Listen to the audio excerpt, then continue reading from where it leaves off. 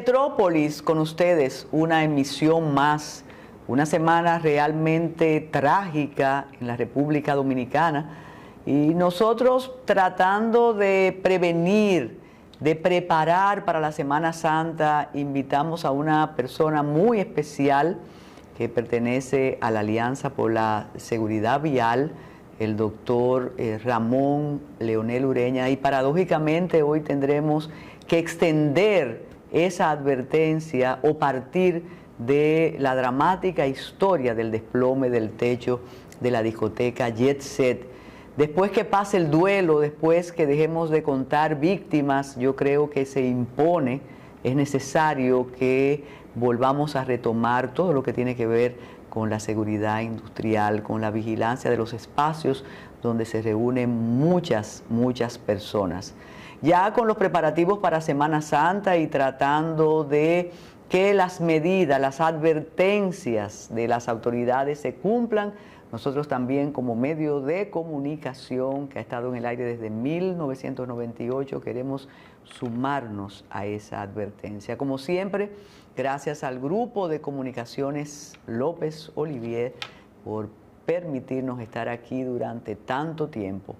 Gracias al equipo de producción que hace posible Metrópolis, a la cabeza don Carlos Polanco, don Esmerlin Rosario y todos esos jóvenes que ya se han hecho viejos con nosotros aquí.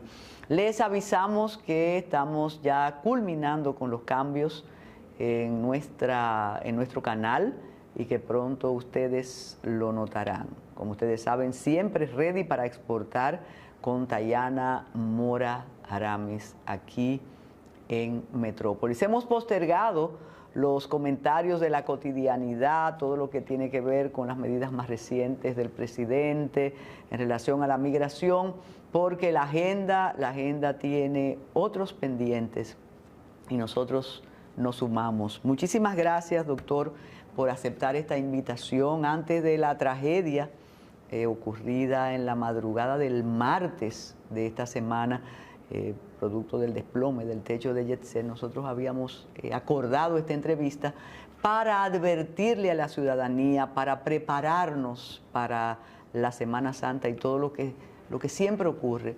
Y lo mencionaba a usted cuando conversaba con el director del Hemocentro, el buen amigo, el doctor Sin Ureña, y él me decía algo que me sorprendió, y usted como médico y como gestor de esta alianza, él me dice, el desastre de Jet Set viene cuando nos estábamos preparando para la Semana Santa. De modo, doctor, que ya se espera siempre una situación de riesgo en Semana Santa en nuestro país. Sí. Bueno, primero darle las gracias a doña Carmen por su invitación y ese apoyo que usted le da siempre al tema de seguridad vial, que como es sabido es una prioridad para el país, porque es la principal causa de muerte y lesiones por causas externas.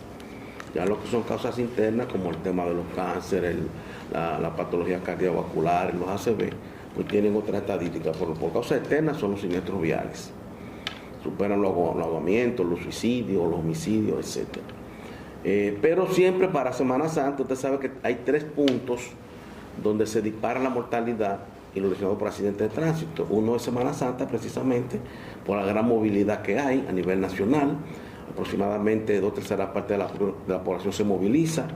El otro gran punto es la época navideña, tanto el asueto de Nochebuena como Año Nuevo, y también el periodo de vacaciones, que también la gente sale mucho en familia. Y se prepara el país, ya se está montado todo un operativo, que es su efecto, pero como quiera el impacto de la mortalidad que se produce siempre causa preocupación. Por ejemplo, el año pasado perecieron durante el asueto de Semana Santa unas 30 personas, 4 fueron ahogamientos y los otros 26 fueron por siniestros viales. De esos 18 fueron motocicletas, 6 por vehículos livianos, porque por suerte no hay muchos vehículos pesados transitando, y 2 atropellamientos. O sea, generalmente los 3 nichos de mortalidad en Semana Santa son motocicletas, atropellamientos, que lesionan generalmente los peatones, y los vehículos livianos que andan circulando. Entonces nosotros como fundación, pues también hacemos un operativo preventivo. Ya nuestro equipo elaboró varios publicitarios que lo lanzamos en las redes. Hacemos este Media Tour, donde usted nos está dando apoyo para llevar orientación y prevención, porque es necesario. Es necesario porque la familia es que está en juego. La primera causa de mortalidad en la familia son los siniestros viales, por encima de todo otro tipo de mortalidad. Y ahí entonces se exponen mucho los niños que están en la casa, los padres creen que todavía están en la escuela, a veces lo atropellan sacando el vehículo. Están los jóvenes que tienen más libertad para andar en los vehículos, a veces los padres se los prestan porque como hay tan poca circulación, bueno, pues coge el vehículo y date una vuelta, que el barrio está tranquilo, todo el mundo se fue de vacaciones.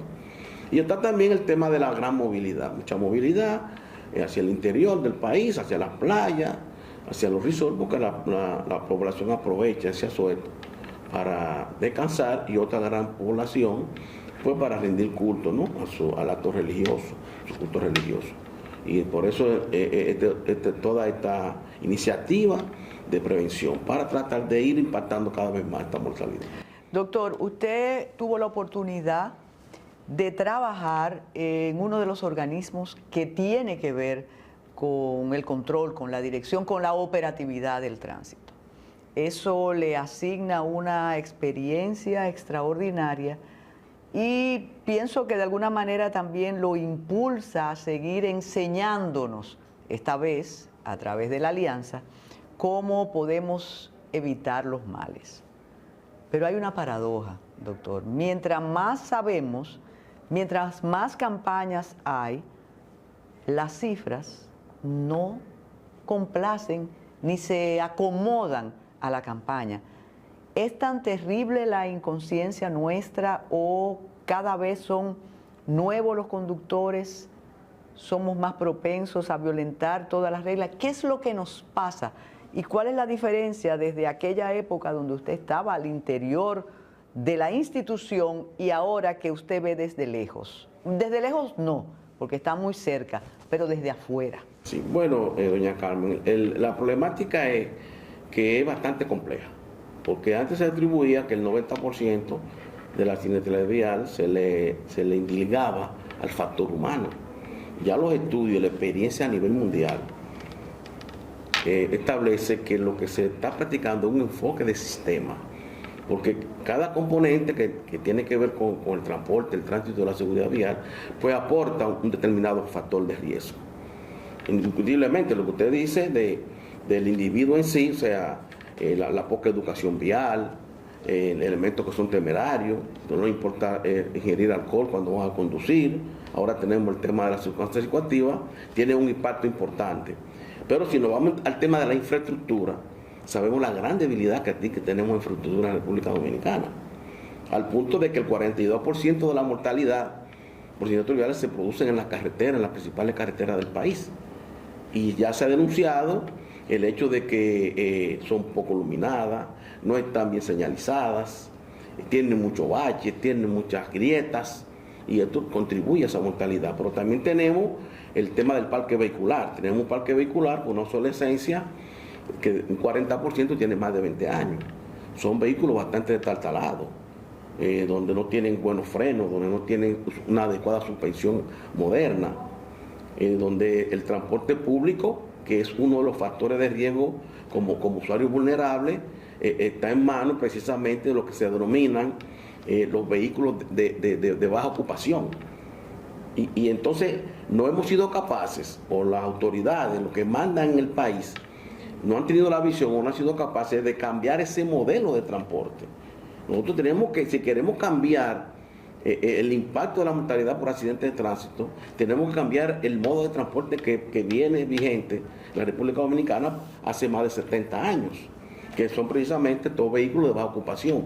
Lo que ya se demanda es el transporte, la masificación del transporte. Usted se refiere a los carros de concho. A los carros de concho. Y ahora estamos usando una guaguita que le dicen creo que son las panaderas, que son las que están transportando a la gente, que no son para eso, que son bastante vulnerables. Y usted ve que amontonan a la gente en estas pequeñas guaguitas, vehículos, y andan haciendo transporte interurbano inclusive. Sí, Entonces, porque la visión de lo que usted ha planteado es casi del Gran Santo Domingo, pero por ejemplo en la zona fronteriza existen las que se le llaman margaritas, sí, que son esas guaguitas, pero entonces claro, todo lo que usted ha expuesto está previsto como infracción en la ley, entonces no se cumple. bueno, se supone que el Intran es quien regula el transporte y debe establecer claramente las condiciones que debe tener un vehículo de transporte público para transportar personas. Por eso la alta siniestralidad que tenemos. De los usuarios vulnerables, se establece que el principal es el motociclista, porque él es la carcacha del vehículo, y cuando va a una carretera al lado de un camión o de un vehículo, pues fácilmente es atropellado y a veces anda con la familia. Luego vienen los peatones, que representan un 15% de esa mortalidad. Luego vienen los ciclistas, que aquí se habla de un 1 o un 2%, porque aquí se practica muy poco el ciclismo. Y luego viene precisamente las personas que se transportan en transporte público, porque no tienen esa seguridad que debería tener ese transporte.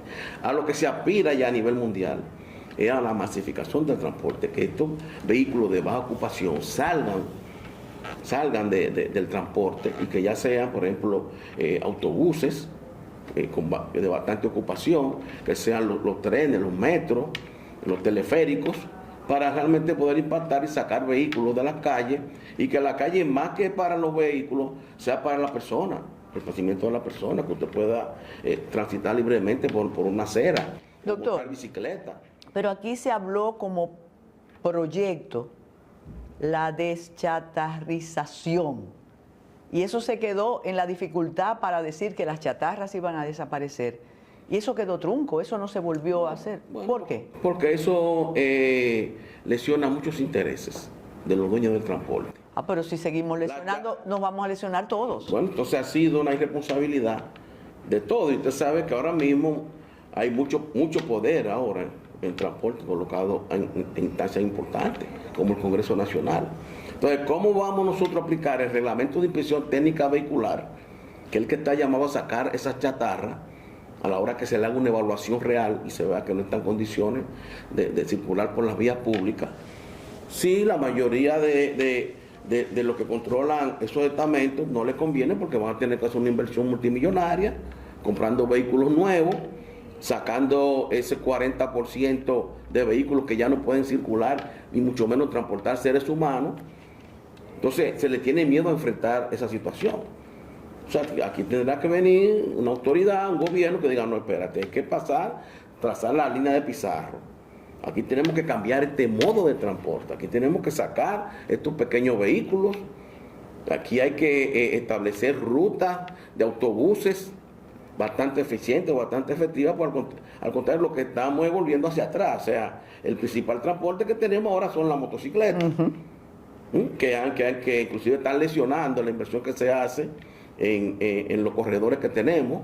Y lo otro es ya esta misma guaguita que están implementando, usted la veía por todas partes, y seguimos con el concho, y no se enfrenta a la situación con la responsabilidad que hay que enfrentarla. Tenemos que hacer una pausa y después de la misma continuamos hablando con uno de los fundadores y directivos de ASVIL, la Alianza por la Seguridad Vial en la República Dominicana. Adelante.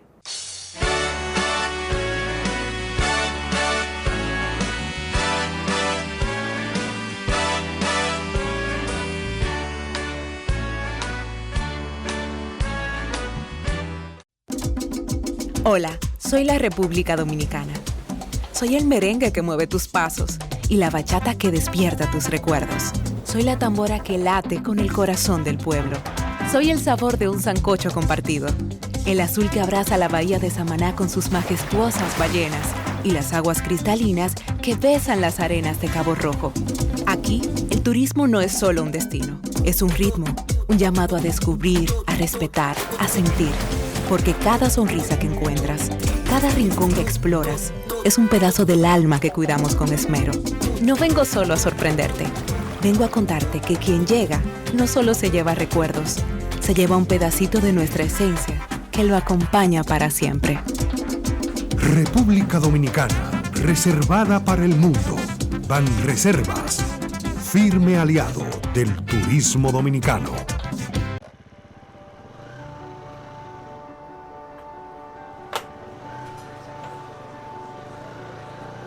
Colega, venga, vamos a jugar. Muchachones, lo voy a poder ahora que Marisa me está esperando en la casa. Es un hombre de verdad. Yo también sé cuidar a mi familia.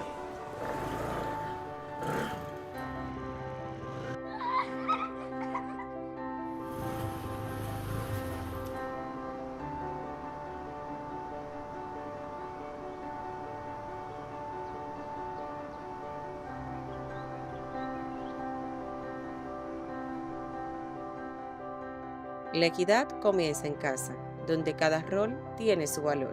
Si tú puedes cuidar, yo también puedo trabajar.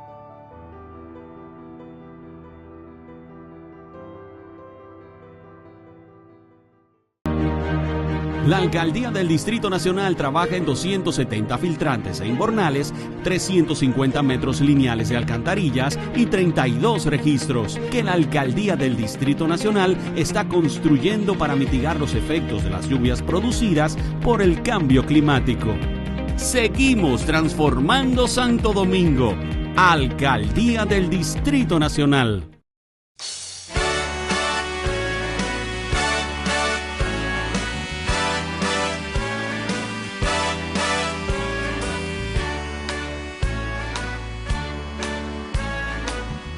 Doctor, hace unas semanas, y nos tocó aquí comentarlo, y usted me dio la pista para seguir, nosotros vimos al director de Intran, al locuaz director de Intran, porque siempre hemos dicho que una de las condiciones para dirigir Intran es ser muy locuaz, hablar mucho. Y lo vimos en esa presentación en el Senado, y aquí dijimos en Metrópolis, y también en el Matutino Alternativo, que el director hablaba, pero en el fondo él estaba convencido que se dirigía a un terreno minado. ¿Por qué? Porque el presidente del Senado es uno de los poderosos dueños de las federaciones de transporte.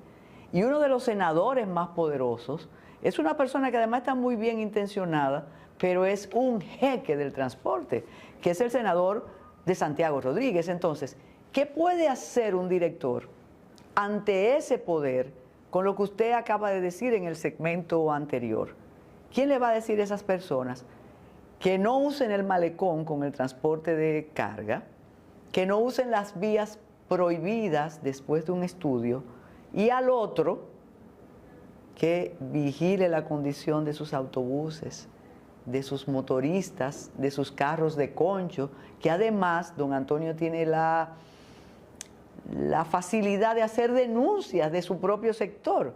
Fue el que sorprendió al país ratificando algo que usted y yo sabemos, y usted como médico más, diciendo, no, si le hacen la prueba antidoping a los choferes, nadie conduciría en este país. Entonces, parece que estamos en un callejón sin salida, y un organismo al que usted perteneció dentro del Intran parece que ha desaparecido. Bueno, la situación es que hay que, como vuelvo y les repito, tenemos que coger el sartén por el mango, con mucha responsabilidad, independientemente de los intereses que se estén afectando.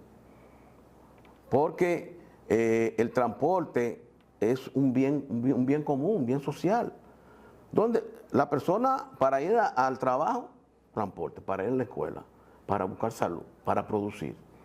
Entonces, si no tenemos el vehículo necesario, la seguridad necesaria para usted desplazarse, entonces usted está poniendo un riesgo extraordinario. Pero hay intereses que no quieren enfrentar la situación.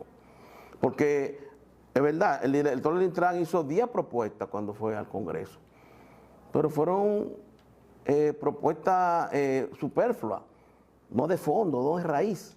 ¿Por qué él no habló ahí de implementar el reglamento de inspección técnica vehicular?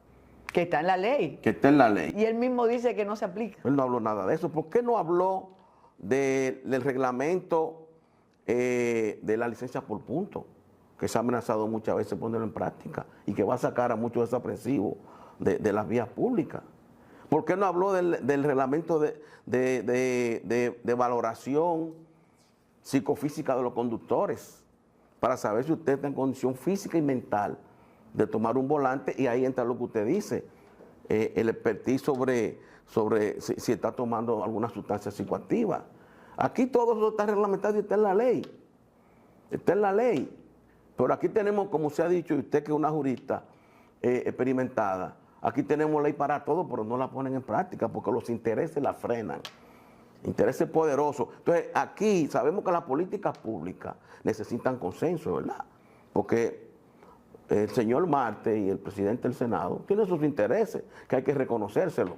Pero el país también tiene intereses, la población, el Estado. Entonces, vamos a sentarnos en una mesa de negociación para empezar a romper este esquema que lo que está llevando es más contaminación, más congestión, mayor mortalidad. Aquí se está incrementando la mortalidad por accidentes de tránsito. Aquí se está incrementando los lesionados. Aquí se está incrementando el gasto en salud por el tema de la siniestralidad vial. Entonces, no hay entonces la autoridad necesaria que le diga, bueno, vamos a sentarnos a ver cómo vamos a cambiar esta situación en la República Dominicana de manera real, no haciendo promesas, no haciendo aparataje. Por ejemplo, el señor Marte dice algo y al otro día hay un aparataje montando. Sí. Esas son acciones de gobierno, eso no son políticas públicas. Es un poco humillante también para el propio director que se tenga que llevar. Nosotros venimos denunciando esa situación y la vamos a seguir denunciando, porque a nosotros sí nos preocupa los cientos de jóvenes, de niños y de mujeres que perecen todos los días en las vías públicas en la República Dominicana. Y esto va de mal en peor. Y cada vez hay más desaprensivos en las vías públicas.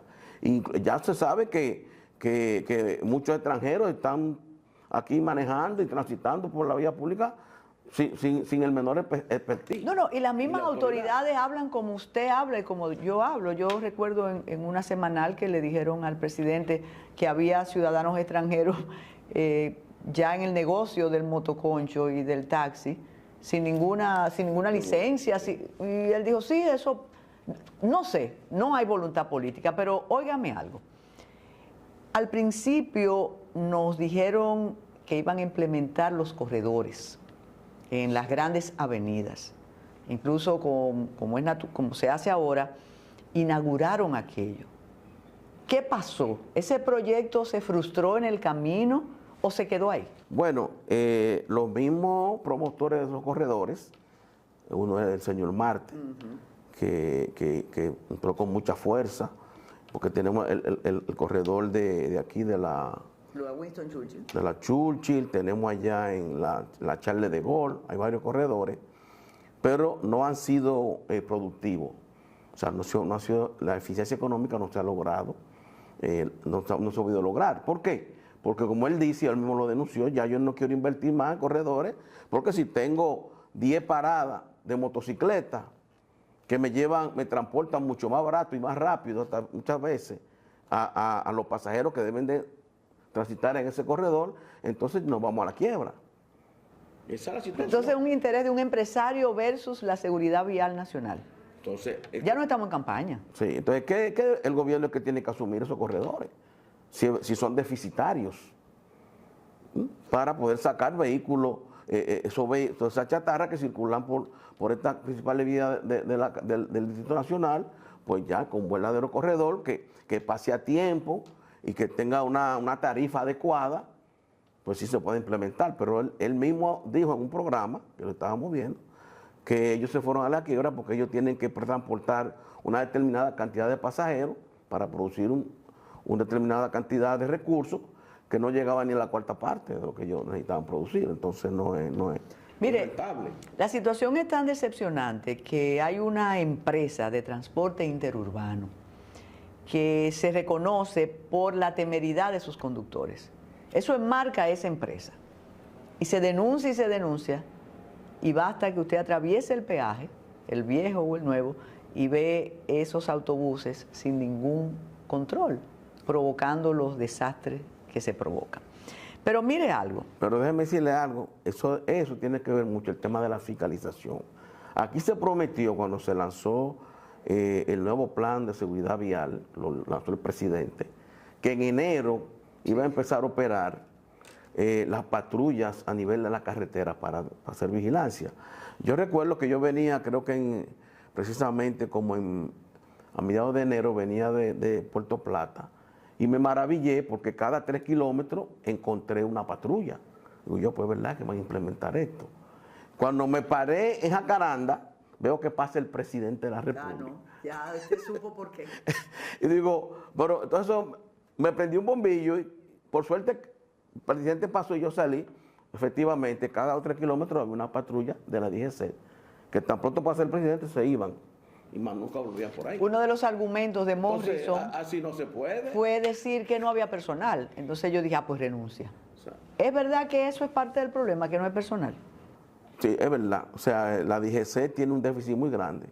Él habló de, yo pensaba, me habían dicho que había unos 4.000 agentes. Él habló de 1.800, 1.900. La DGC necesita mínimo 10.000 agentes. Aquí hay provincias que tienen 5 agentes de la DGC. Sí. Con una población motorizada extraordinaria. Y nosotros lo comprobamos porque nosotros fuimos hace un par de años a Monte Plata a dar una charla de seguridad vial y precisamente participaron otros de la DGC y le dije, ¿cuánta gente de DGC hay en Monte Plata? Me dijo que habían 6. Y cuando usted salía, venía, por ejemplo, en una vía, venían más motores en vía contraria que los que iban en la vía, por el desorden. Y recuerde lo que decía el anterior incumbente de DGC, que si no encontraban al motorista en flagrante infracción, nada podían hacer. Sí. Mire, un tema que hemos conversado en otros espacios.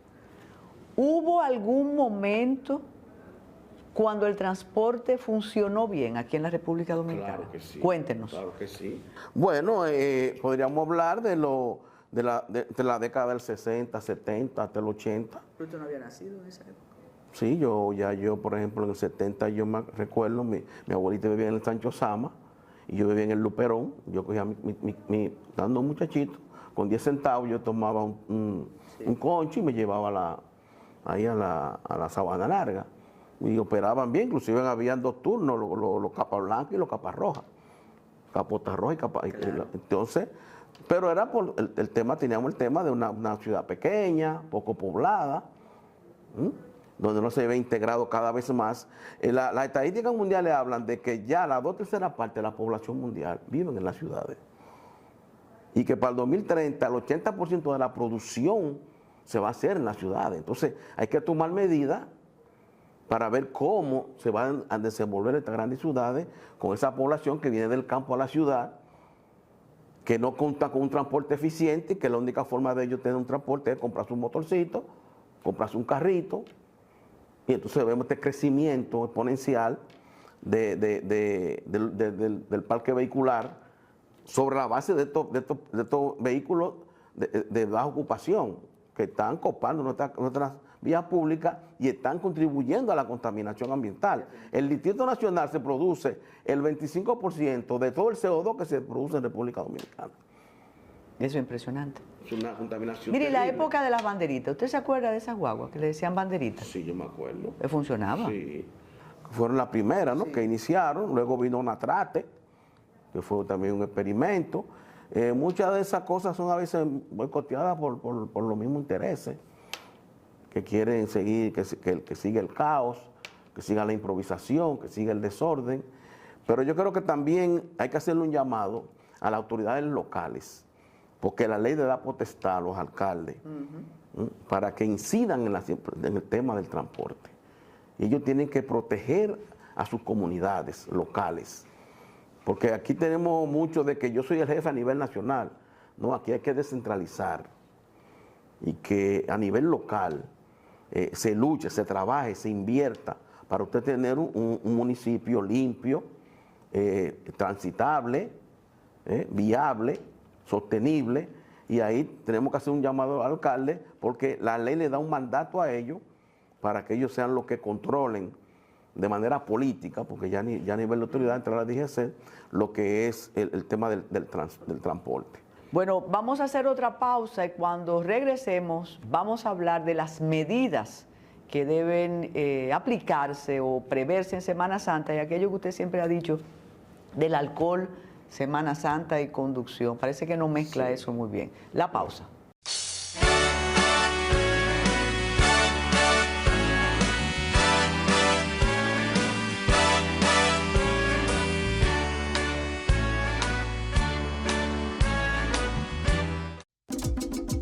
Hola, soy la República Dominicana. Soy el merengue que mueve tus pasos y la bachata que despierta tus recuerdos. Soy la tambora que late con el corazón del pueblo. Soy el sabor de un sancocho compartido, el azul que abraza la bahía de Samaná con sus majestuosas ballenas y las aguas cristalinas que besan las arenas de Cabo Rojo. Aquí, el turismo no es solo un destino, es un ritmo, un llamado a descubrir, a respetar, a sentir. Porque cada sonrisa que encuentras, cada rincón que exploras, es un pedazo del alma que cuidamos con esmero. No vengo solo a sorprenderte, vengo a contarte que quien llega no solo se lleva recuerdos, se lleva un pedacito de nuestra esencia que lo acompaña para siempre. República Dominicana, reservada para el mundo. Banreservas, firme aliado del turismo dominicano.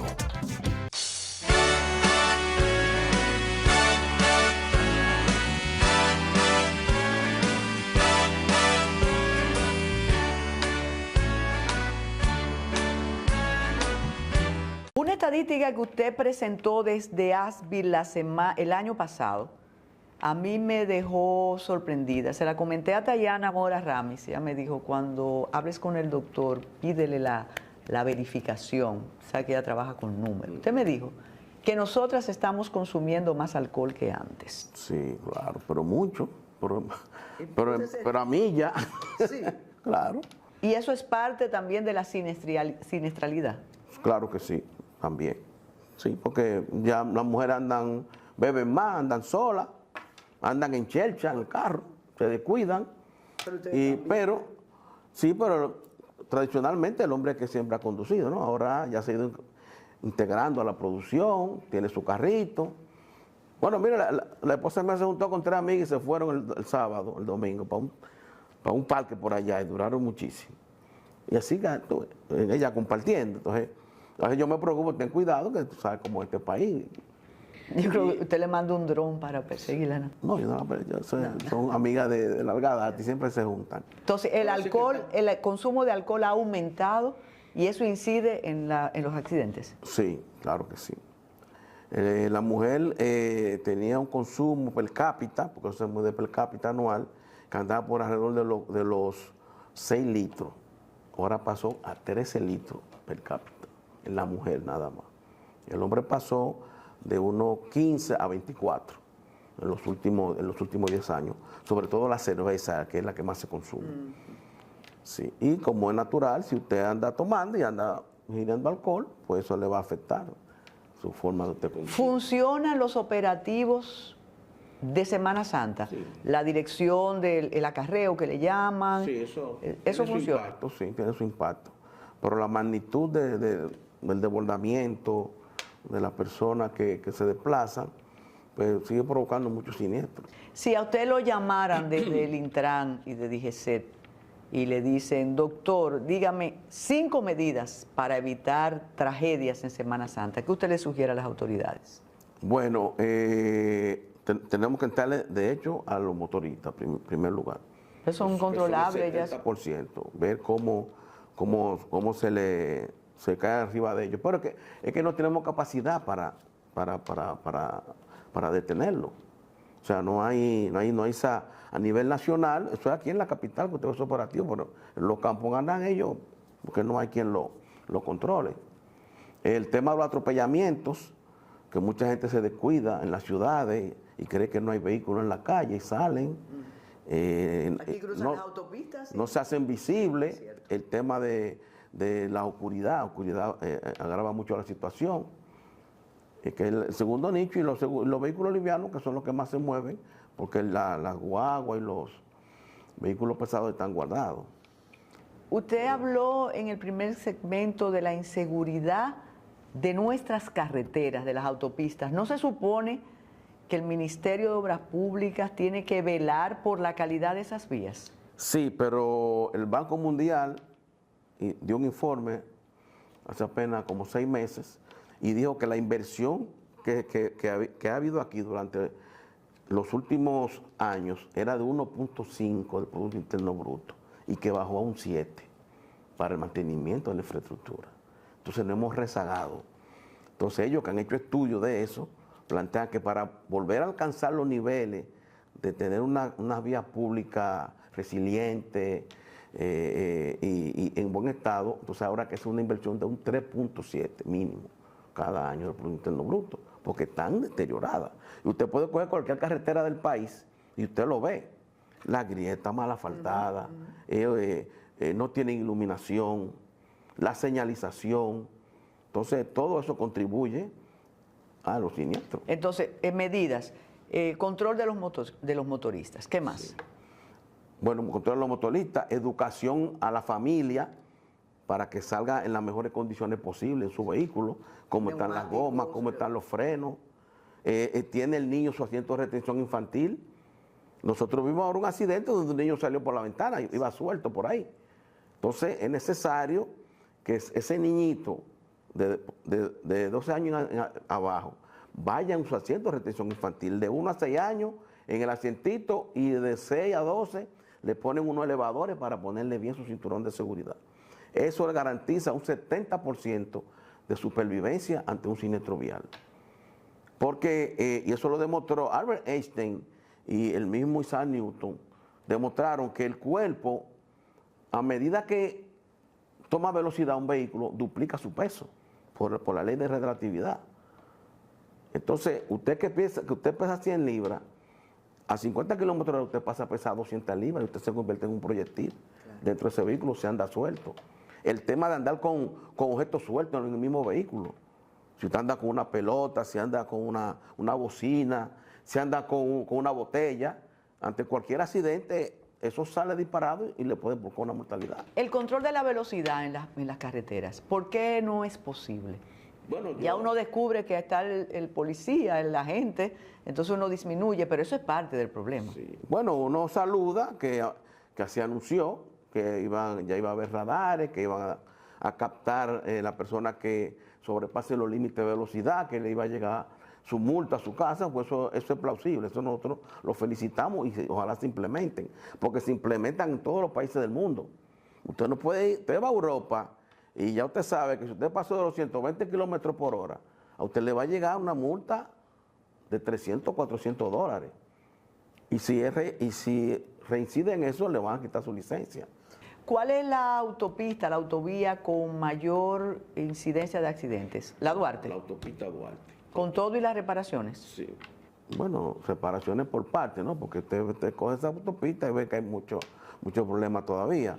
Pero la autopista Duarte es la más siniestra, la de mayor siniestralidad. Luego tenemos la que va a Samaná, que son 2 carrilitos con bastantes curvas. Y luego ya la autovía del Este, son las 3 que mayor mortalidad. Y en estas 3 pistas, y también otra de mucha siniestralidad es la del sur. La del sur. Ahí se produce el 40% de los accidentes y de la mortalidad. A nivel de ¿Y son menos transitadas las del sur o no? Sí, pero son bastante peligrosas porque son muy cerradas, son de 2 carriles, uno que sube y otro que baja. Entonces no tienen muro de jersey en el medio, hay problemas de iluminación, quizás no hay muchos controles como los déficits de AME, no hay un control de la velocidad, los límites de velocidad, y es de la que producen más accidentes más aparatosos.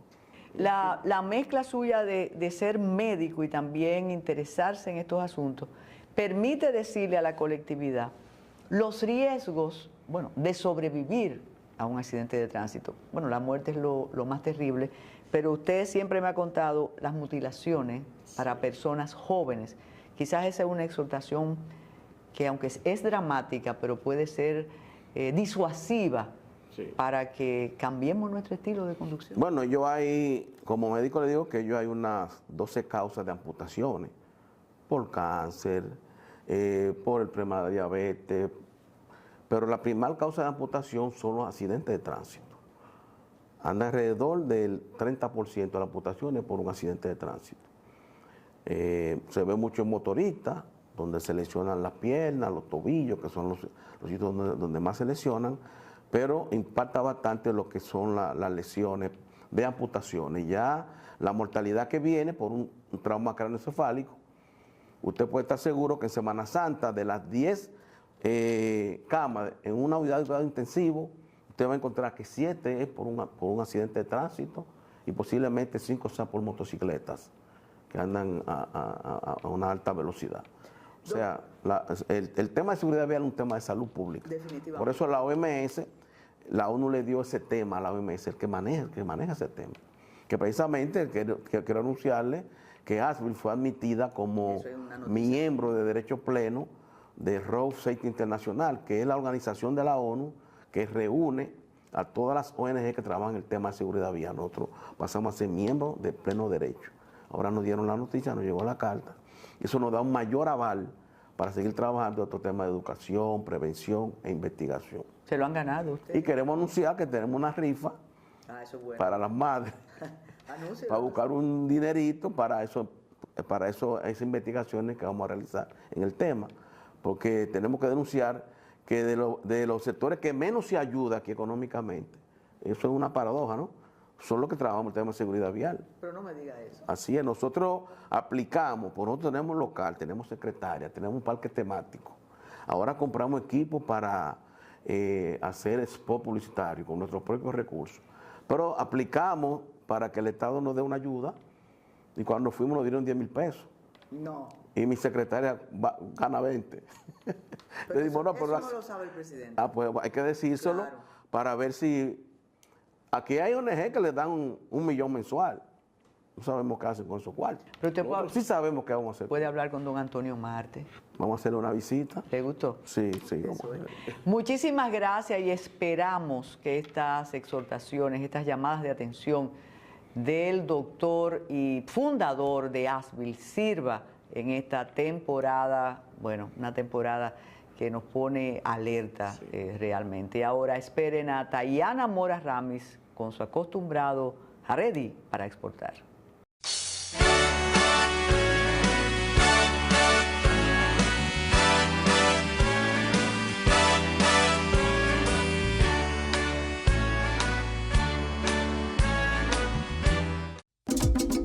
Hola, soy la República Dominicana.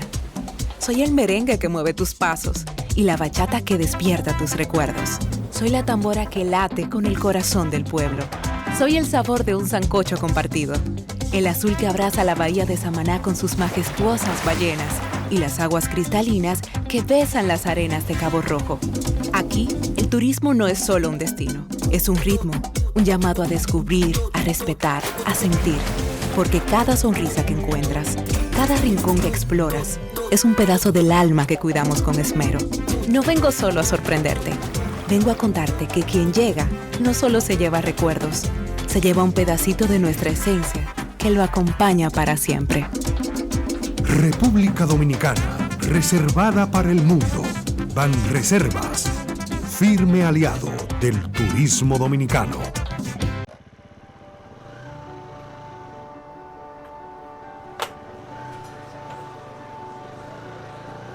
Colega, venga, vamos a jugar. Muchachones, lo voy a poder ahora que Marisa me está esperando en la casa. Es un hombre de verdad. Yo también sé cuidar a mi familia.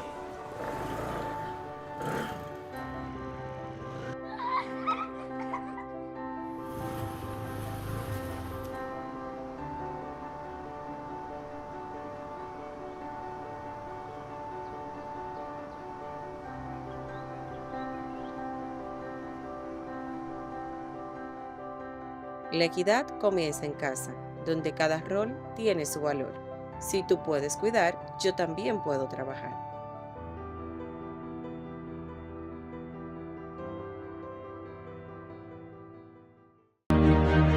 La Alcaldía del Distrito Nacional trabaja en 270 filtrantes e inbornales, 350 metros lineales de alcantarillas y 32 registros que la Alcaldía del Distrito Nacional está construyendo para mitigar los efectos de las lluvias producidas por el cambio climático.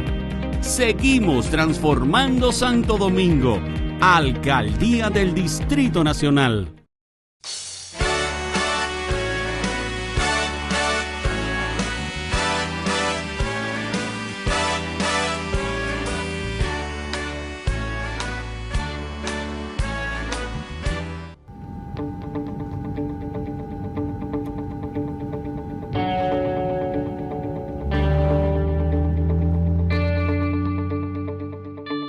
Bueno, estamos con Arturo López Valerio, experto en la tecnología de la información, de innovación de la empresa Tabuga, un exportador, una empresa que ha exportado tecnología a múltiples mercados. Cuéntanos un poquito de Tabuga y luego vamos a hablar de las otras empresas, de cómo aplicamos todos estos cambios a las empresas. Bueno, Tabuga surge como una consultora para ayudar a las empresas a adoptar mejor las tecnologías. Nace como una segunda empresa porque teníamos inicialmente allá 2008, 2009 una factoría de software, pero nos dimos cuenta que era tan difícil colocar la mentalidad de poder desarrollar un software, pero para desarrollar un software la empresa tiene que estar consciente de procesos, flujos, etc. Y en ese momento estábamos en el mercado de las aplicaciones móviles muy temprano. Y las empresas no tenían ni idea ni siquiera cómo hacer el lanzamiento de la aplicación cuando se hacía. Entonces ahí nos dimos cuenta que había una oportunidad que quizá en su momento se veía como muy lejana, pero ahora mirando hacia atrás y en el 2025 fue la mejor decisión que tomamos, porque al final nos convertimos en consultores tratando de que los clientes usaran lo que mandaban a programar. Entonces esto nos llevó a mirar mercados. Primero trabajamos con nearshoring, y hacíamos como de gateway con empresas de la India para vender entonces horas a Estados Unidos. Luego nos dimos cuenta de que, y esto fue a razón de la pandemia, de que había una necesidad de adopción digital inmediata, y lo que hicimos fue básicamente, nosotros le llamamos el modelo de piezas, que hemos abogado mucho que se pueda incorporar en República Dominicana, pero el mercado global está mucho más accesible para este tipo de mecanismos. Y es básicamente, como nosotros conocemos perfectamente el motor de un vehículo, para parafrasear y poner el ejemplo, nosotros vamos a los diferentes mercados que hagan la mejor correa, el mejor tornillo, y vamos ensamblando la solución que necesita un mercado siguiente. Entonces eso nos ayuda a poder tener una gobernanza de la cadena de valor y nos permite, que ese fue el caso de la Unión Europea. Nosotros tenemos aliados en Estonia, en Ucrania. De hecho tenía un proveedor que le estaban cayendo bombas y tuvo que mudar la oficina porque estaba en medio de una guerra. Así mismo como España, Francia. Y básicamente nosotros traemos esas piezas de software a Latinoamérica, las contextualizamos al mercado latinoamericano y las llevamos a dichos mercados. Y esto nos ha ayudado a generar una dinámica porque muchas del software europeo, salvo que no sea de España, no tienen traducciones al español. Y nosotros nos encargamos entonces a brindarle un servicio de localización, el cual nos ha llevado a tener contactos casi en toda Europa del Este. Y eso es simplemente por querer reunir las oportunidades de elementos de software que no teníamos en nuestro mercado. Hay que entender alguna diferencia entre Oriente y Occidente. Este lado del mundo, el Occidente, trabaja más con el software llave en mano. Tú quieres la solución y el empresario latinoamericano, inclusive estadounidense, quiere lo que empieza y termina una sola solución. En cambio, en Europa, en Asia también, el software es más atomizado. Entonces, a veces quizá, por ejemplo, tú no tienes una buena herramienta de reconocimiento facial en tu software llave en mano, pero hay una empresita ahí, quizá en Italia, que tiene el mejor reconocimiento, pero es una pieza de software. Entonces, ¿dónde está el reto? De que tú puedas tomar esa pieza y puedas integrarla al software que ya tú tienes. Y entonces, este mundo se trata más de integración. Nosotros que venimos del mundo de integración empresarial, entonces conocemos muy bien estas dinámicas. Se hace muy difícil para nuestro mercado las integraciones, por eso tú ves pocas API, pocas fuentes de datos, porque la cultura del software grande empresarial crea elementos verticales aún en una misma industria. Un banco no es compatible con otro, una aseguradora con la otra, hasta un car wash con el otro, para exagerar un poco. Y esto conlleva que los procesos de integración son tan tortuosos que cuando uno a un empresario le dice hay que integrar, ya usted sabe, se le pone la mano en la cabeza. Ahora, esta mirada diferente a lo que son los desarrollos de informática local nos han generado obviamente oportunidades de mercado porque fuimos seleccionados como empresa exportadora en servicios modernos por el EPA, que es el premio de exportación e importación de la Unión Europea, y también unas alianzas que nos han llegado a traer al país a 11 empresas chilenas gracias al apoyo de ProChile. Asimismo estamos operando en mercados como Colombia, estamos trabajando en Centroamérica, en México también. Y realmente yo creo que para el talento dominicano, y lo digo desde la voz de Tabuga, hay oportunidades en el mundo. Hay que ser consciente de que nuestro mercado todavía tiene retos y a eso vamos, a ver cómo el empresariado puede consumir más para que nuestro tipo de negocio también tenga un poquito más de oxígeno en el mercado local. Sí, porque creo que falta mucha visión. Todo el mundo entiende que sí me digitalizo, puedo ahorrar, pero el espacio del aprendizaje y de cambiar la forma de hacer las cosas a veces resulta bastante difícil, especialmente en empresas tal vez que tienen un proceso de toma de decisión menos flexible. Claro. Mira, el mayor reto para una empresa, quizás para que lo veamos, la empresa que adopta la tecnología y la empresa que vende la tecnología, es que de alguna manera la empresa que vende la tecnología está en el segmento de ventas B2B, que es business to business. Y ese es el segmento de ventas más complicado, no solamente aquí, en cualquier parte del mundo. Entonces, inmediatamente tú necesitas conseguir un stakeholder que entienda claramente qué necesita el negocio. Pero no necesariamente ese stakeholder es que financia la solución. Entonces usted tiene que ir navegando con una serie de capas dentro de la organización para generar el conocimiento para que usted pueda no solamente colocar el producto, sino que existe una conciencia de adopción porque existen contratos millonarios donde usted consigue venderlo, pero después no te usan la herramienta. Y usted sabe que al final la herramienta que no se utiliza en un negocio es como el presupuesto que no se ejecuta, se quita. Entonces, eso conlleva a generar escenarios difíciles en términos de esa relación entre el proveedor y la empresa.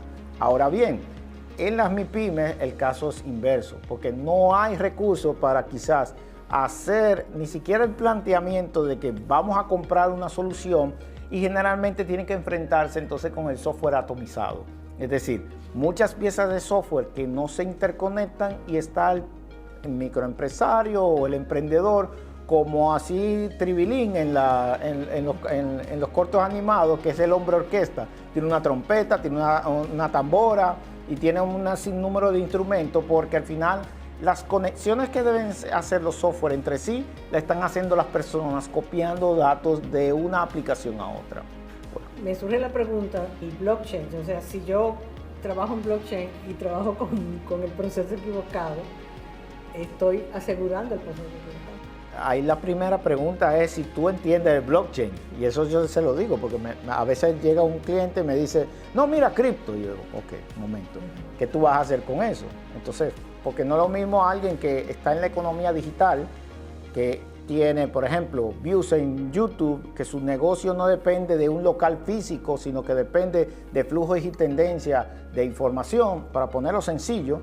Lógicamente es obvio que pueda digitalizar sus ingresos porque ya los recibe digitales. En cambio, si usted tiene chivo, como le digo a mucha gente, o tiene un terreno en el ceibo, es más difícil la conversión porque usted va a perder en esa transición. Entonces, adoptar tecnología también implica conocer bien el terreno de la industria donde tú estás. Y muchas veces dicen, no, que yo pongo unos drones que caminan en el campo. Muy bien, pueden sobrevolar un terreno, pero al final, ¿qué estás haciendo? ¿Tú quieres hacer una narrativa de innovación o tú quieres construir una solución tecnológica para tu negocio? Y aquí la gente se va por la narrativa de innovación. Es muy bueno dar charlas, es muy bueno poner videos en Instagram, es bueno salir en un canal de YouTube, pero al final hemos visto, y te lo digo porque participando en diferentes medios a través de los años, nos hemos dado cuenta de innovaciones que han sido muy cacareadas, que no duraron ni siquiera 5 años. Entonces, cada vez que me presentan algo nuevo, yo digo, ok, ¿cuál es el modelo que va a sustentar esto? ¿Cuál es la base tecnológica que va a permitir quizá a alguien con más capital venir a invertir y que eso se sostenga?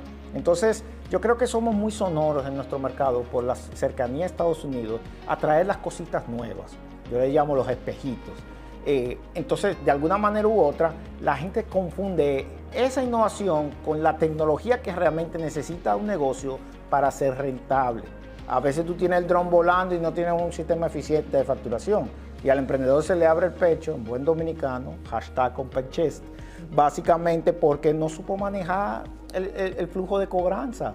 Entonces, hay elementos tan duros en mercados como nuestro que tienen ciclos muy particulares que pone a reto la mirada tecnológica de un negocio. Y un negocio no es la tecnología. Un negocio es la capacidad de ¿qué? De cumplir su propósito o misión, de poder articular los procesos de manera precisa. ¿Para qué? Para generar rentabilidad y, a su vez, siendo sostenible, generar impacto en la comunidad donde participa. ¿Y cuál sería el rol de las instituciones públicas y privadas que deben apoyar a esas MIPYMES a llegar a ese punto? Porque igual las instituciones también persiguen los espejitos. Entonces, ¿qué tipo de acciones deberían hacer entidades, cámaras de comercio, asociaciones, cooperativas, para apoyar a las MIPYMES? Fíjate, y ahí te lo digo desde la experiencia de haber presidido la Cámara Dominicana de Tecnologías de Información, la Cámara TIC, y es básicamente, primero, toda innovación precede a la regulación, y aquí estamos al revés. IA, ya queríamos lanzar una ley de IA. Señores, eso ni siquiera hay un consenso global y no sabemos, por ejemplo, IA agéntica, que son los agentes que funcionan autónomos, que manejan procesos de IA, que pueden controlarte la computadora, hacer una llamada de teléfono, etc. No hay una definición clara, hay 18 definiciones diferentes de un proceso de IA agéntica. Entonces, ¿cómo vamos a escribir una ley? Entonces, eso es uno. Y dos, lógicamente tenemos una desactualización de los marcos de gobernanza de la tecnología en el país, arrancando por la ley de telecomunicaciones, que eso viene del 1998, uno, y dos, tenemos una ley de comercio electrónico y firma digital que es del principio del milenio, que ya la tecnología de firma digital cambió y todavía nosotros estamos en el proceso del certificado, cuando eso ya no se está utilizando.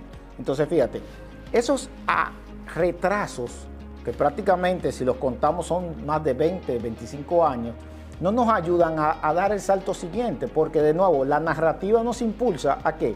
A buscar lo nuevo, eso lo necesita la política para refrescarse, pero al mismo tiempo tenemos entonces un marco no articulado dentro del mismo Estado para dar continuidad, es decir, señores, estamos obsoletos, pero necesitamos entonces cubrir lo que se refiere a la deuda técnica, y ahí respondo directamente a tu pregunta.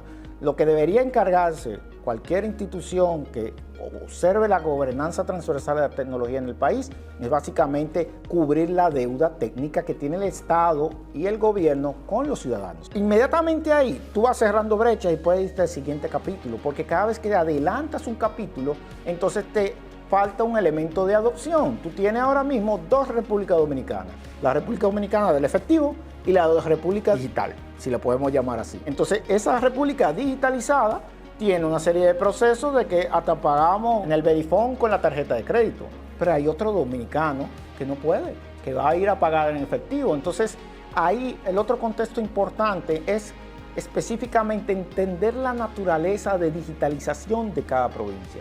Alguien en la capital no puede sentarse a diseñar un flujo pensando en que todo el mundo tiene un iPhone y tiene un Apple Wallet, porque no va a funcionar cuando usted vaya a Cumayasa, no va a funcionar cuando usted se vaya a Jumunucubo. Entonces, ¿qué va a pasar? Que esa tecnología no se va a adoptar y la brecha, no solamente digital, sino social y obviamente de interacción, va creciendo. Entonces, yo entiendo que el SISMAP, que es el sistema de municipalidades que está bajo la gobernanza del Ministerio de Administración Pública, se usa poco. Es un sistema muy bueno que nos permite entender la multicapilaridad y diferencia entre las municipalidades nacionales para poder establecer entonces un plan de acción específicamente para un grupo social o un grupo de una comunidad.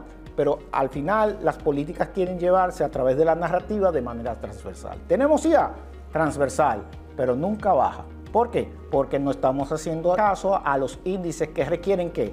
Apoyo en deuda técnica y una gobernanza que no impida la articulación del trabajo invisible, que quizás no le ayuda al gobierno de turno, pero sí le ayuda al país. Bueno, se nos va el tiempo, pero te quiero hacer una última pregunta. Si yo soy una empresa exportadora de bienes o de servicios, pero quiero ser más digital, ¿cuál es la primera tarea que tengo? Bueno, es amplia, pero la voy a responder brevemente. Primero, empiece por el correo electrónico. Hace muchos años Gartner dijo que el 95% de la propiedad intelectual de las organizaciones quedaba atrapada en el correo electrónico. Por favor, no use WhatsApp para gestionar su negocio. WhatsApp lo que es una caja donde usted está ofreciéndole datos de manera gratuita a Meta, que es la dueña de Facebook e Instagram, y esta empresa tiene un modelo de negocio basado en la venta del dato que usted comparte.